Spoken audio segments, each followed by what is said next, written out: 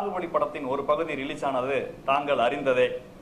இந்தியாவின் மிகப்பெரிய பட்ஜெட் படம் என்ற விளம்பரத்தோடு வந்தாலும் நீ எவ்வளவு வேணாலும் செலவு பண்ணிக்கோ, நான் என் டிக்கெட்டுக்கு 120 ரூபா தான் தருவேன் என்று எகத்தாளம் பண்ணிய பல பேர்களில் அடியேனும் ஒருவன். பெரிய மனுஷன் படத்தில் 2 பேரின் முதுகுக்கு பின்னால் நடக்கும் துரோகங்களை காட்டி தொடரும் என போட்டார்கள். கட்டப்பா பாகுபலியை ஏன் முதுகில் குத்தினார், தமன்னா ஏன் நமக்கு முதுகை மட்டும் காட்டினார் என்று 2 ஆண்டுகளாகவே மர்மங்களின் முடிச்சு அவிழ்க்கப்படாமலே இருந்தது. முதுகில் குத்திய கட்டப்பாவை பார்த்தபின் பெரிய பாகுபலியின் ரியாக்ஷன் என்ன, அதற்கான காரணம் என்ன, முன்பக்கம் தமன்னாவை பார்த்த சின்ன பாகுபலியின் ரியாக்ஷன் என்ன, நான் அப்படியே ஷாக் ஆயிட்டேன், அவர் பார்த்த மர்மம் என்ன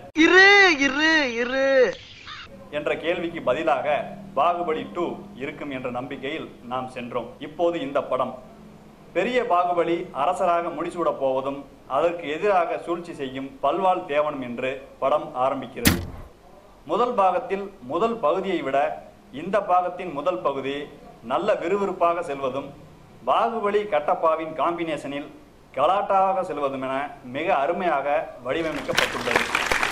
கதை என்று ஒட்டுமொத்தமாக கூட்டி கழித்து பார்த்தால் புதிதாக ஒன்றும் இல்லைதான். இதில் என்ன விசேஷம் என்றால், பாட்டி நமக்கு கதை சொல்லும் போது 100 யானை 100 குதிரை வருகிறது, மாட்டுக்கொம்பில் தீப்பற்றி எரிகிறது, கப்பல் பறக்கிறது, ஆயிரக்கணக்கான படை வீரர்கள் போர் செய்கிறார்கள், பெரிய பெரிய அரண்மனை இருக்கின்றது என்று கற்பனை கதையை நமக்கு சொல்லும் போது நம்ம சத்துக்கு தகுந்தார் போல் மனக்கண்ணில் விஷுவலாக நாம் யூகித்து பார்ப்போம்.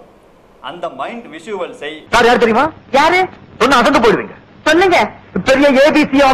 இம்மி அளவும் குறையாமல் அப்படியே திரையில் காண்பித்ததில் தான் இந்த படத்தின் தனித்துவமும் வெற்றியும் இருக்கிறது. இது மாதிரி ஒரு ஹீரோ இருந்தால் மொத்த ராணுவ வீரர்களுக்கும் பேங்க் செக்யூரிட்டி வேலை கொடுத்துவிட்டு எல்லை பகுதியில் இவர் மாதிரி ஒரு ஆளை நிப்பாட்டினால் போதும் என்ற அளவுக்கு நாமளே பொறாமைப்படும் அளவுக்கு வீராதி வீரனாக உழைத்திருக்கிறார். அனுஷ்கா மேல் காதல் மயக்கத்தில் இருந்து கொண்டே போடும் சண்டை காட்சி அடடடா ரகம். அனுஷ்கா முதல் பாகத்தில் தன்னுடைய அழகை மேம்படுத்த கண்ட கர்மாந்திர பவுடர்களை அள்ளி அப்பிக்கொண்டு ஏரியா பசங்களை அலற வைக்கும் லோக்கல் ஆண்டி போல் டெரராய் இருந்தவர் இதில் இளமையாக புளி போட்டு விளக்கிய பித்தாள அண்டா போல் சும்மா ஜொலிக்கிறார். அதுவும் பல்லாக்கிலிருந்து வெளிவரும் ஓப்பனிங் காட்சியிலேயே பல்லு போன கிளறல்கூட தியேட்டரில் விசிலடிக்க முயற்சியதை நானும் கண்கூடாக பார்த்தேன், உணர்ந்தேன். ராஜ்யத்தின் மூலம் நமக்கு பெரிய அளவு லாபம் இல்லை என்றாலும் வாங்கிய சம்பளம் மற்றும் விசுவாசத்திற்காக பாகுபலியை முதுகில் குத்திய கட்டப்பா படத்தில் நமக்கு சேர் இல்லைனாலும் வாங்கிய சம்பளம் மற்றும் விசுவாசத்திற்காக கன்னட மக்களிடம் மன்னிப்பு கேட்டு மன்னிக்கவும் வருத்தம் தெரிவித்து கர்நாடகாவில் பாகுபலியை காப்பாற்றினார். ரீலிலும் ரியலிலும் தான் மிகச்சிறந்த விசுவாசி என நிரூபித்திருக்கிறார். முதல் பாதி முழுக்க பல இடங்களில் தன் கொடியை பறக்க விடுகிறார். பல்வாள் தேவன் ராணா போன படத்திலேயே ராட்சச மாடை முட்டி படத்தை நிரூபித்தாலும் அதற்கு பிறகு மசாலா அரைச்சு வையுமா போன்ற ஆக்ரோஷமான ஃபைட் சீன்களை தமிழ் சினிமா பார்த்து விட்டதாலும்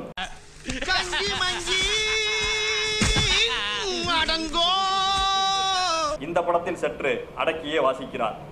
நாசர், ரம்யா கிருஷ்ணன் என தனித்தனியே பிரித்து பார்த்தால் வெகு நேரம் ஆகும். அப்பா பாகுபலி காலத்திலேயே பெருசு என வர்ணிக்கப்பட்ட சத்யராஜும் அப்போதே காலாவதி கண்டிஷன்ல இருக்கும் நாசரும் ஒயிட் டை அடித்து அதே உத்வேகத்தோடு மகன் பாகுபலி காலத்திலும் சுத்துவதை பார்க்கும்போது அரசவையில ஒரு பயலும் வயசானாலும் சாக மாட்டாங்க போல, இப்படி இடையிலே போட்டு தள்ளினாத்தான் போல என்று பக்கத்து சீட்டுக்காரர் முணுமுணுப்பது நமக்கு கேட்டது. வசனம், இசை, கேமரா, எடிட்டிங், கிராபிக்ஸ் என எல்லாமே வாய் விழுந்து பார்க்கக்கூடிய உழைப்பு. இதை ஒருங்கிணைத்த ராஜமௌலிக்கு 1000 கைதட்டுகளை கொடுக்கலாம். பாகுபலி நாம் கொடுத்த 120 ரூபாய்க்கு ஒர்த்தான படம் என்பதில் எந்த விதமான மாற்று கருத்தும் இல்லை. அப்படியே போற போக்கில் நமது சேனலை சப்ஸ்கிரைப் செய்துவிட்டு செல்லவும். நன்றி. எவனும் பார்க்கலப்பா, சுனாப்பானா லேசாதான் இருக்கு, எப்பயும் போல ரெகுலரா போயிட்டு